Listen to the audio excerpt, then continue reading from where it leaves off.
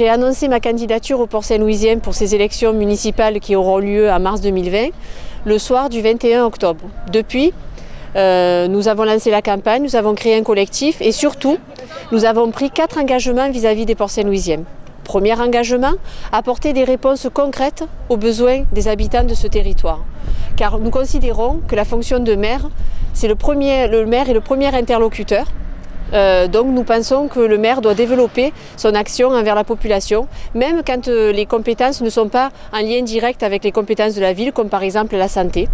Même si la santé n'est pas une compétence de la ville, le maire doit appuyer les demandes et les besoins des habitants auprès des différentes instances, notamment par exemple celle de l'Agence régionale de santé.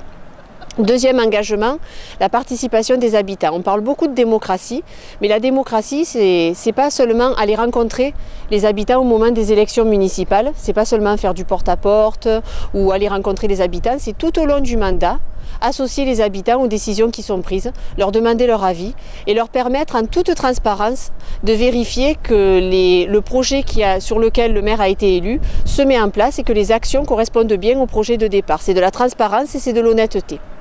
Engagement numéro 3, donner au territoire de Port-Saint-Louis une place sur le territoire, c'est-à-dire que c'est aller dans les différentes instances défendre des projets pour les Port-Saint-Louisiens et pour le territoire de Port-Saint-Louis. Enfin, dernier engagement, parce que nous sommes convaincus qu'il y a beaucoup de talent et qu'il y a un réel potentiel à encourager et à développer dans cette ville, c'est promouvoir la capacité de Port-Saint-Louis et des Port-Saint-Louisiens à aller sur de l'innovation et à faire rayonner la ville bien au-delà des limites de la commune. Donc ça passe par des jeunes qui réussissent dans le domaine du sport ou de la culture. Ça passe aussi par des filières dynamiques comme par exemple celle de la pêche. Donc c'est aussi le rôle du maire d'encourager cette capacité et de promouvoir tous ces talents.